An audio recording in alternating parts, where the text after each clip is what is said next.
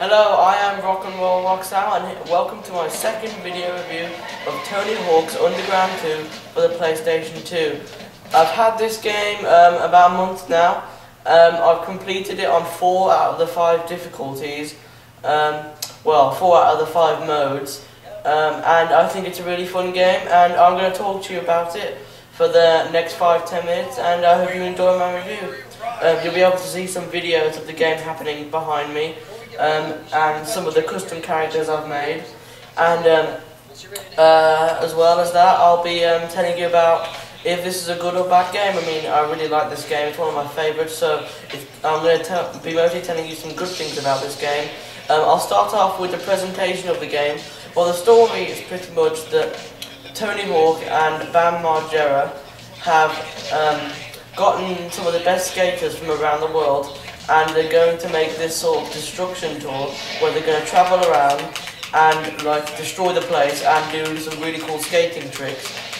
You play mostly on Tony's team, but some of the levels you switch out.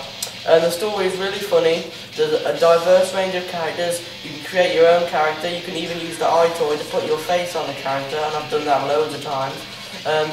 And you can play as bonus characters like Shrek, a jester, a giant hand, and a soldier, among about 30 other characters. And of course you can play as the pros themselves.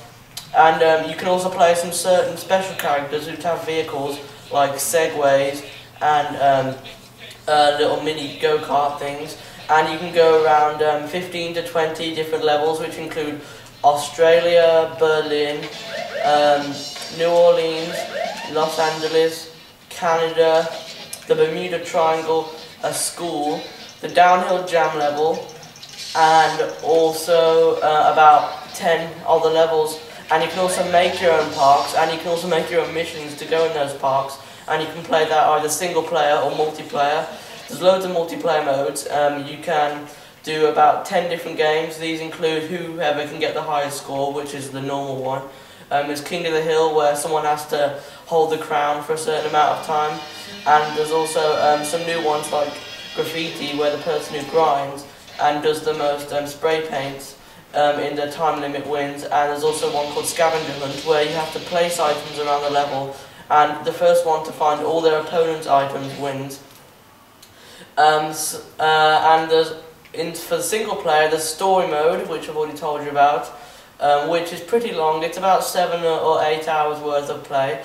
And there's also classic mode, which is based on the older Tony Hawk games, where you have to do the normal missions like get the highest score, get the highest combo, find some stuff. And the classic mode has more levels to play on than the story mode.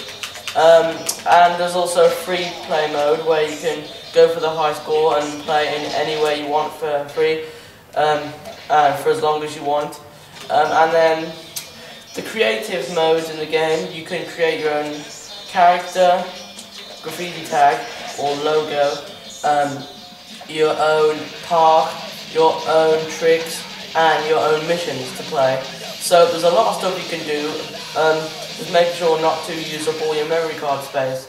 The soundtrack in the game, there's about 70 songs, maybe about 50 or 60, but there's a lot of songs. They're diverse. There's some country music, some rock music, some rap music, some metal music. They have Red Hot Chili Peppers, Johnny Cash, Frank Sinatra, a bunch of good music, and I'm sure you'll like it. You can pick your own set list for songs, and you can choose what order they play in, stuff like that. And probably my favourite part about this game is the customization, because you can make pretty much any character, and if using the eye toy to make stuff is really fun as well. I've probably made about 50 different characters, and I've made them each their own custom logos and tricks and stuff to do. And I've also made a couple of parks. And this game is pretty fun. It's rated teen, so it's not really for little kids, but there's not really that much in it. There's no swearing or anything, and you can take off all the blood option for kids as well. And you can You can have up to 75 game saves on the game, so that's enough to make 75 whatever you want. So there's a lot of space that you can use, but also each one uses about 100 kilobytes on the memory card. So you need a pretty big memory card, or even more than one memory card if you want to fit all the stuff that you want. The game's graphics are pretty good. It came out in 2004, so it was pretty good for its time. That's 6 years ago it came out. The graphics are fine, they work pretty good now. And the game is full of cool level designs. There's all these different obstacles. You have to find different gaps.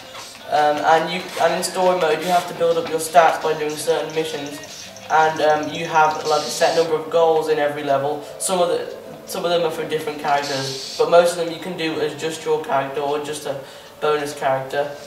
And each level has a pro you can play as, and there's also a few Easter eggs you can find. You can find the Star Wars kid doing his lightsaber moves in one of the levels, and you can also find a man dancing with a goat that's pretty funny. And the cutscenes are really good as well. There's been a lot of time put into this game, you can tell. Well, there was a lot of time.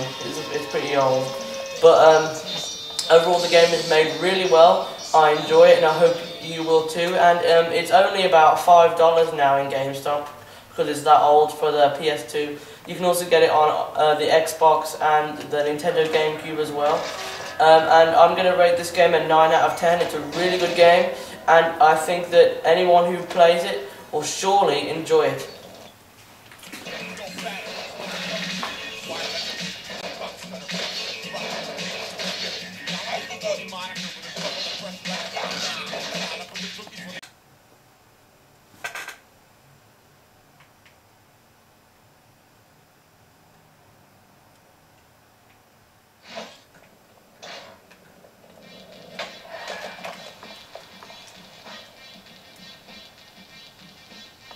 Jesse James Underground.